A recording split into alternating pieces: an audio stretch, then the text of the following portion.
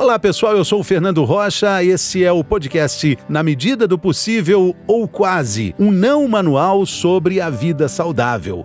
Não manual porque, felizmente, a gente não tem manual. O que você precisa saber sobre o refrigerante zero que ainda não sabe? É o tema do episódio dessa semana. O refrigerante zero não tem calorias, não tem açúcar, mas você já reparou no rótulo que ele tem? É muito mais pesado de ingredientes e informações do que o rótulo do refrigerante comum.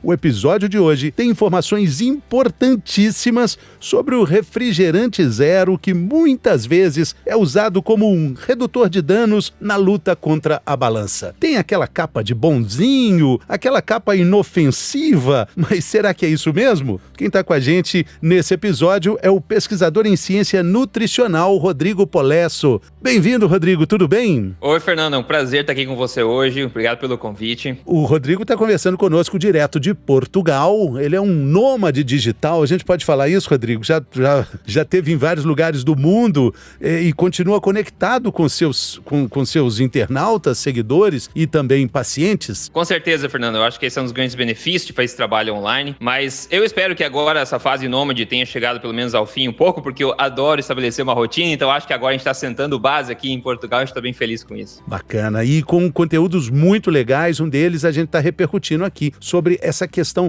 do refrigerante zero, dando uma desmistificada nesses valores que estão ali impressos na latinha, na garrafa, e que a gente não percebe. E aí é impressionante chamar a atenção para esse detalhe, né, Rodrigo? O rótulo do refrigerante comum, com muito açúcar, é bastante mais simples do que o rótulo de um refrigerante zero. Isso é muito verdade, Fernando. E vale lembrar que refrigerantes da forma tradicional, com o açúcar, já existem há mais ou menos 160 anos, né? Não é uma coisa nova, é uma coisa muito antiga. E, na verdade, como eu prezo muito pela qualidade do que se consome, muito menos pela quantidade do que se consome, é interessante a gente entender o que nós estamos consumindo. E como você bem disse, ao você ler o rótulo do refrigerante normal, você tende a entender pelo menos, quase todos os ingredientes ali dentro. Agora, quando você lê o rótulo de um refrigerante zero, um refrigerante diet, você começa a enrolar a língua um pouco. E eu acho que é aí que começam os problemas, porque a maior parte das pessoas não sabe o impacto ou potencial daqueles ingredientes no nosso organismo, né? Eu só queria lembrar que eu tô com o rótulo do refrigerante comum, vamos falar esse refrigerante sabor cola mais consumido no mundo. Ele tem, olha o rótulo dele, é sabor original, contém água gaseificada, açúcar, extrato de noz de cola, cafeína, corante, caramelo, acidulante e aroma natural. Pois muito bem, também tem aqui 85 calorias, né, quilocalorias e 10 gramas de sódio, só isso. Agora, o outro, né, o zero, né, ele tem água gaseificada, tem extrato de noz de cola, tem cafeína, aroma natural, acidulante, ácido fosfórico, edulcorantes, ciclamato de sódio, a gente vai falar sobre esse ciclamato aí, é polêmico, acesulfame, olha a língua enrolando aqui, como já foi dito antes, acesulfame de potássio, aspartame, vou falar sobre aspartame também, conservador benzoato de sódio e estabilizante citrato de sódio. Ainda tem informação, não congelar. É muita coisa, tá pesado esse rótulo. Já complicou. E basicamente, essa é a troca, né? Basicamente, a troca que a gente tem por tirar o açúcar, né, do refrigerante original e colocar esse monte de coisa para tentar compensar, digamos assim, né? Então, vale a decisão agora, que é uma discussão longa, a gente poderia ter horas aqui, basicamente o custo-benefício em se ter o açúcar de fato, que é uma coisa que a gente vem consumindo há séculos, literalmente, ou inserir essa receita esquisita de coisas artificiais aí que a gente não muito sabe dos impactos do nosso organismo a longo prazo, né? Então é uma decisão interessante, mas primeiro, para tomar decisão, nós precisamos saber um pouco mais dos fatos por trás disso, né? E você traz fatos legais aí nas suas abordagens. Um deles é um dado importante que faz a gente pensar. O consumo de açúcar, ele vem reduzindo, como você disse em alguns episódios no seu ótimo canal no YouTube, o consumo de açúcar vem diminuindo no Brasil, ao mesmo tempo que a obesidade vai aumentando. Ou seja, a gente pode chegar a uma conclusão que o açúcar, ele não é totalmente o culpado do aumento da obesidade, né, Rodrigo? Exato, esse é um ponto interessante, porque tem é meio unânime no mundo da nutrição que o açúcar é uma toxina, deve ser retirado e assim e pronto. Só que o açúcar, em cima de um metabolismo que está com disfunção já, de uma pessoa que está com síndrome metabólica ou problemas já de saúde, o açúcar pode ser um fator contribuinte para uma piora daquilo, dependendo da sua origem, de um monte de coisa, né? Pode ser um fator contribuinte. Agora, como você bem disse, o consumo de açúcar no mundo inteiro, por causa de toda a propaganda contra, vem caindo já há algumas décadas, à medida que a obesidade continua aumentando. Então, essa correlação inversa basicamente exclui qualquer chance de causalidade, ou seja, é logicamente impossível de se aferir que o açúcar é um fator independente causador de obesidade. E como eu disse, o açúcar, a gente acha que é uma coisa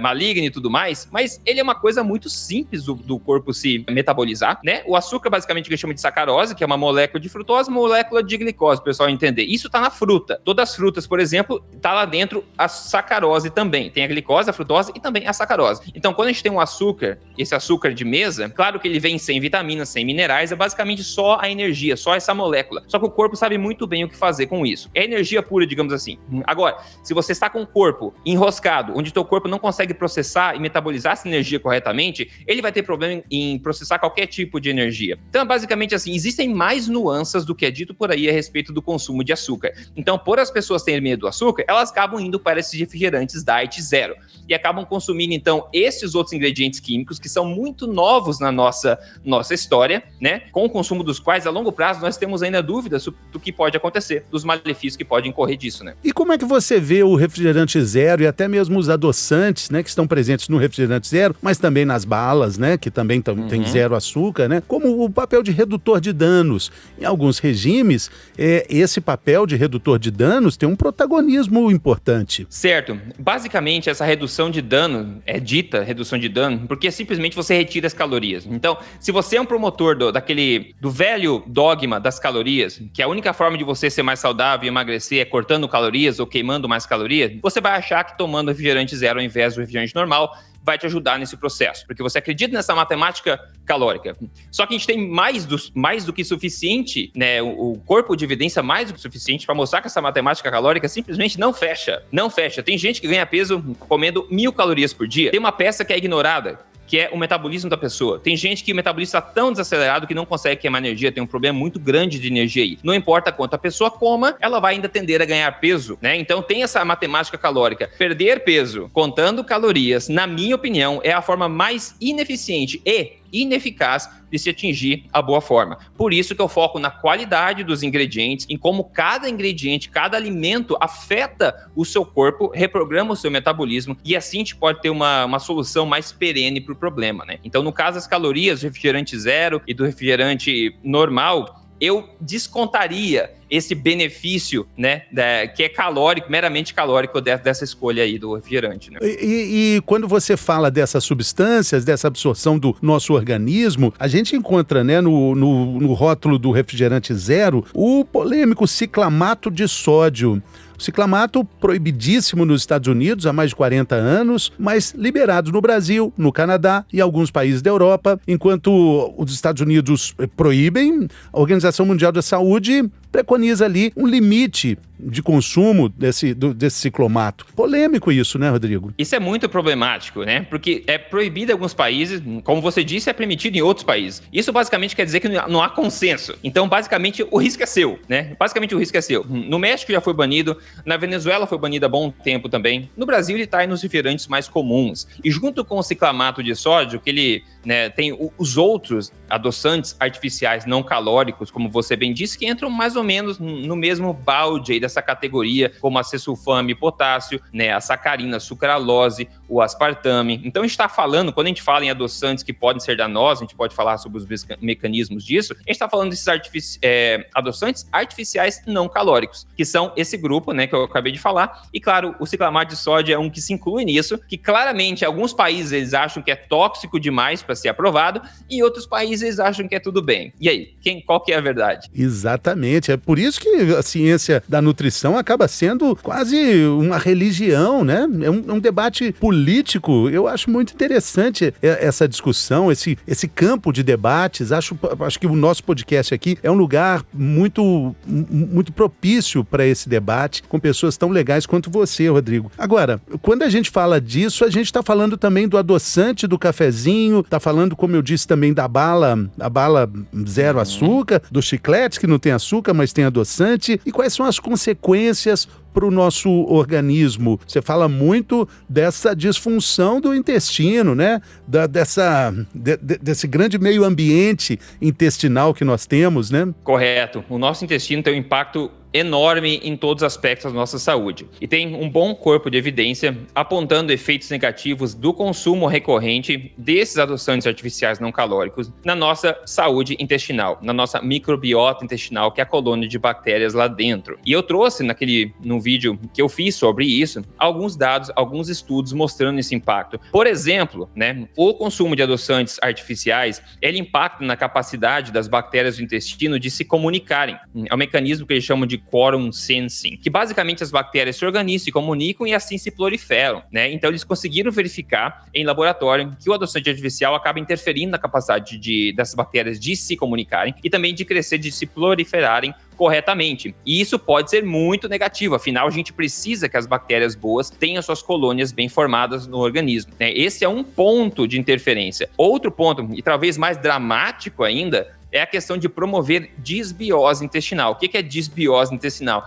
É um desequilíbrio entre as suas colônias intestinais, onde, por exemplo, as bactérias ruins acabam tomando lá mais posse do teu intestino do que as bactérias boas, então as bactérias boas acabam perdendo um pouco da briga ali dentro. Agora, quer saber, Fernando, uma das coisas principais que deixa o pessoal meio de queixo caído, principalmente o pessoal que quer fugir do açúcar, que corre do refrigerante normal por causa do açúcar, é que o consumo frequente desses adoçantes artificiais nessas bebidas diets pode incorrer em intolerância à glicose. Outro nome para isso, o que é? Resistência à insulina, que é basicamente um marcador da síndrome metabólica, como a diabetes, por exemplo. Então eles mostraram isso em animais e mostraram isso em humanos também, e com doses normais, doses corriqueiras do consumo, não doses exageradas. Então perceba o impacto que isso acontece através da manipulação, da interferência da nossa saúde intestinal somente. Então ao tentar optar por esses refrigerantes, a gente acaba dando um tiro no pé e indo contra daquilo que a gente mais queria evitar. Exatamente, eu acho que a gente pode colocar na discussão aí também o cafezinho com adoçante, que é algo que eu também não consegui me livrar. Eu tomo café com adoçante, eu não evoluí o suficiente, e aqui no nosso engenheiro de áudio, o Stup, tá perguntando, o Stevia é bonzinho? Pode? O Stevia pode? Tem algum melhor ou pior? Já que a gente tá falando do adoçante, vamos colocar na roda aí o adoçante do cafezinho que a gente usa sempre. O adoçante do cafezinho, tá? Provavelmente vai ser um desses que eu falei. Vai ser sucralose, vai ser sacarina, vai ser ou aspartame, algum desses artificial não calórico. Geralmente, o que você vai ver naquele adoçante sem calorias, que você coloca no cafezinho, é um desses. Então, esses problemas todos se aplicam àquele adoçante também. É a mesma coisa do refrigerante zero. Seria exatamente porque é o mesmo ingrediente. Tá. Então, você tá com aquele negócio no organismo, interferindo, dependendo da rotina que você consome, dependendo da sua saúde metabólica, pode te afetar ou não. Depende de pessoa a pessoa. Mas existe mecanismos mostrados na literatura que justificam esses danos que a gente está vendo aí, que a gente vê em muita gente. Agora, sobre a stevia já é um extrato de uma planta, já não é uma coisa artificial. Claro que é uma coisa concentrada, extraída de uma planta, né? Então, eu já preferiria a stevia se eu tivesse que comparar com esses outros. Agora, se você colocar muita stevia, tem aquele gosto, muitas pessoas não gostam do gosto, etc. Agora, para você adoçar o cafezinho, digamos assim,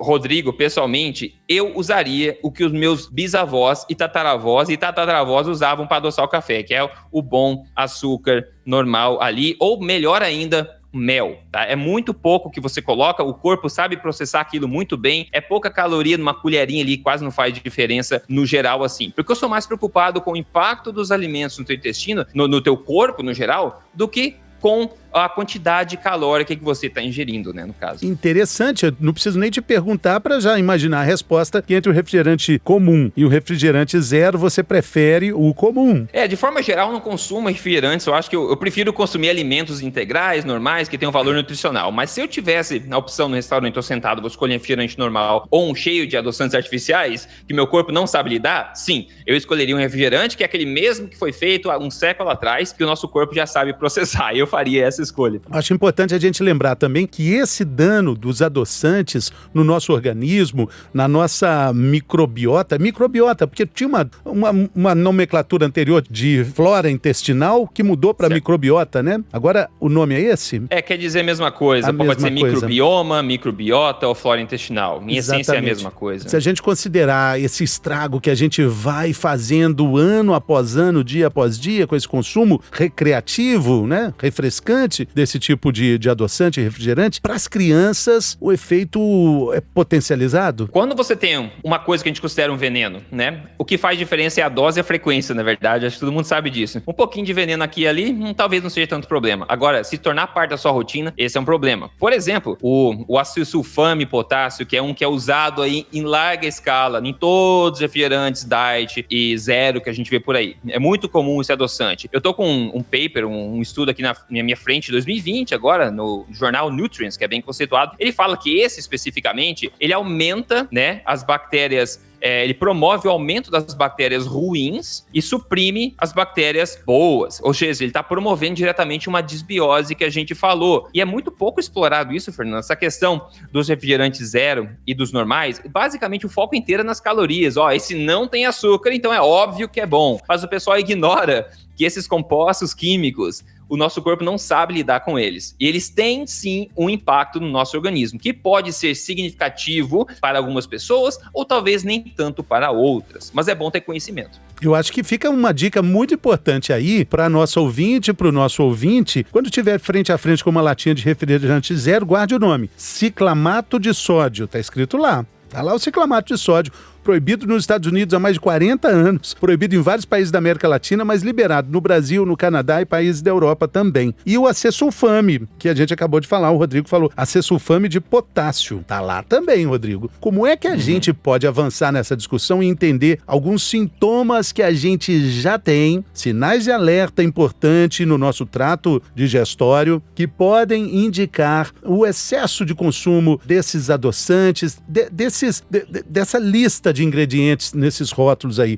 Qual o sinal o corpo dá? Geralmente, tem estudos associativos que mostram que as pessoas que mais consomem esses adoçantes na sua rotina também são as pessoas que mais têm síndrome metabólica, ou resistência à insulina, por exemplo, o colesterol fora de ordem, né, o açúcar do sangue desequilibrado, e obesidade e tudo mais. Então, existe essa associação que já existe. E, infelizmente, essas pessoas que são doentes ou acima do peso, elas tendem a ir em direção a essas opções sem calorias, justamente porque elas acham que o grande problema da vida são as calorias e não a qualidade do que elas consomem. Então, todo mundo acho que sabe o tipo de sintoma que indica um mau funcionamento intestinal. Então, muitas pessoas hoje em dia andam por aí sempre com um certo nível de gás, sempre com um certo nível de inchaço, que acha que isso é normal. Então, do dia a dia, elas nem percebem que estão inchadas, com retenção de líquido, gases, dores, ou às vezes inconsistência na frequência que elas vão no banheiro, etc. Então, muita gente não sabe nem o que é ter um intestino que funciona corretamente. Então, se esse for o caso da pessoa,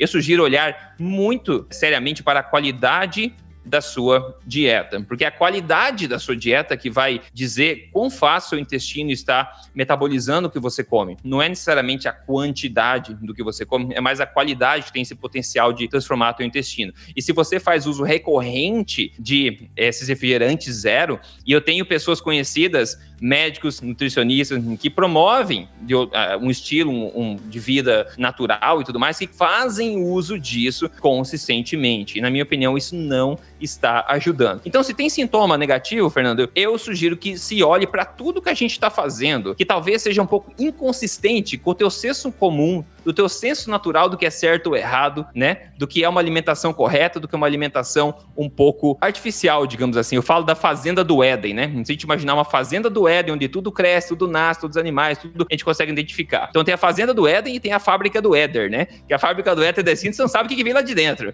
Então, tente pensar na tua rotina, o que você consome da fazenda do Éden, que provavelmente vai te ajudar, e o que é da fábrica do Éder, que pode estar trabalhando o seu metabolismo. E eu fico imaginando que é um processo de investigação dessa disfunção que causa muito desconforto, atrapalha muito a qualidade de vida, né? Quem sente isso sabe, né? Pode ter um caminho muito longo para percorrer até chegar nessa questão dos adoçantes estarem fazendo todo esse mal, porque uma investigação vai ser intolerância à lactose, vai ser alguma coisa ligada ao problema celíaco, até chegar lá, ter uma investigação que muitas vezes é longa e dolorosa e custosa também, né, Rodrigo? Com certeza, com certeza. E você não sabe o que é causador de 80% dos teus problemas. Você não sabe, às vezes tem uma coisa que está atrapalhando. E pode ser, se você tem um consumo frequente aí de adoçantes artificiais, isso pode ser um fator que contribui para problemas intestinais. A gente vê isso no corpo da literatura, a gente está vendo isso. Isso é fato, a gente vê que isso pode ser um componente. Então, para as pessoas que estão sofrendo com algum desconforto e têm esse consumo frequente, eu acho que é interessante olhar para esse aspecto, viu? O que é o consumo frequente? Um cafezinho pela manhã, ali com adoçante nosso de todo dia, refrigerante ali 2, 3, 4, 5 vezes por semana, ou talvez mais, talvez menos. O que seria? Dá para definir um consumo frequente? É difícil definir para todo mundo, né? Mas acho que todo mundo, se a gente perguntar, sabe o que é consumo frequente. Se você tomar um cafezinho de manhã que você coloca 2 pinguinhos de adoçante, eu não acho que isso vai maltratar o organismo de muita gente. É claro que as pessoas são diferentes, algumas pessoas são mais sensíveis, outras são menos sensíveis. Se você consome algumas vezes na semana esses adoçantes artificiais, eu já consideraria um consumo frequente, que, de novo, pode ser um problema para você ou não, mas eu não acho que esteja tendo impacto positivo,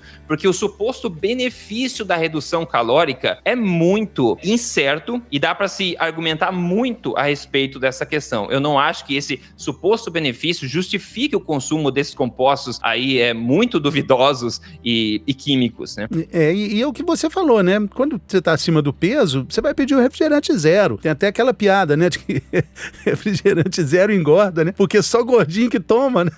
É associação, é sacanagem, mas é verdade. Isso é muito verdade e reflete a realidade. Então, se você está acima do peso, você quer tentar cortar calorias, só que você não quer cortar o gosto das coisas. Então, você quer ainda aquele gostinho doce, você quer ainda aquela coisa, só que você tenta cortar as curvas e acaba indo por essa opção. Então, você quer evitar, talvez, o açúcar do sangue mais alto, a sua glicemia alta, então você consome coisas que não tem açúcar e consome esses refrigerantes diet, sem saber que eles podem induzir o que você está querendo evitar ao máximo, que é intolerância à glicose, que pode ser uma resistência à insulina, afetando diretamente o seu intestino. Isso foi mostrado em animais, em humanos também, com doses normais dentro do recomendado pelas organizações aí de saúde, né? É um caminho que leva para síndrome metabólica, que também encosta na diabetes, encosta também, consequentemente, na obesidade, na inatividade física, e tem uma lista imensa de outras comorbidades, né? Tudo aí partindo desse pontinho dos adoçantes, Rodrigo. Que interessante. Sim. Que é o estudo da alimentação e da nutrição, né? É muito interessante. E outra coisa que é um benefício, assim, meio, digamos, indireto disso aí, é que quando você começa a prestar um pouco mais atenção no que você está consumindo, por exemplo, olhando, como você falou, o rótulo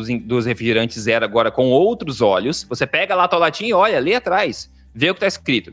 Quando você toma isso como um hábito, com os refrigerantes, você pode tomar isso como um hábito para outras coisas também, começar a se questionar, o que tem nesse pacote? O que tem nisso que eu estou comendo agora? Este hábito pode levar você a gravitar um pouco mais para a direção da fazenda do Éden que eu falei. E este é um movimento que só vai te servir em termos de saúde, em termos de nutrição. Então você vê, como você falou, um pontinho, uma coisa que pode ser pequena, talvez não tão relevante para tanta gente, mas que pode ser aquele efeito borboleta, né? Abate a asa aqui, mas depois muda a sua vida toda daqui 6 meses, porque agora você sabe ler rótulos, agora você é mais ciente do que você está consumindo, né? Exatamente a dica de ouro para ler o rótulo, quanto menos é mais, né? No rótulo. Eu sou grande fã disso. De preferência, um ingrediente. Você olha pro alimento, olha, tem um ingrediente. Manga, é manga, entendeu? Carne moída, é carne moída. É um ingrediente, é simples, você entende e o seu corpo também entende, viu, Fernando? Se você entende, o seu corpo também entende. Isso é uma coisa de se lembrar. Se você não entende, o teu corpo provavelmente também não entende aquilo. Tente ler o rótulo, que quanto mais você tropeça no palavreado, mais o organismo vai tropeçar também para absorver aquilo tudo, né? Exato, exatamente. Muito bacana. Rodrigo, deixa aí então o seu canal, como é que a gente te acha nas redes sociais, sucesso maravilhoso, as suas aulas são fantásticas, seu canal também toda semana com conteúdo novo, informação útil, preciosa sobre saúde e qualidade de vida. Obrigado, Fernando, demais. No YouTube é só procurar Rodrigo Polesso, com 2 S, tá? O meu canal tá lá, semanalmente eu posto coisas lá. Rodrigo Polesso em todas as mídias sociais, no Instagram também. Só digitar meu nome, você acha o meu material na sua mídia social preferida. E no YouTube, onde eu posto meu vídeo semanal lá com todas as informações, é só procurar Rodrigo Polesso. Valeu, Rodrigo, muito obrigado pela sua companhia aí. Compartilhe esse conteúdo com quem você sabe que adora um refrigerante zero, mas que precisa dessas informações. Valeu, pessoal!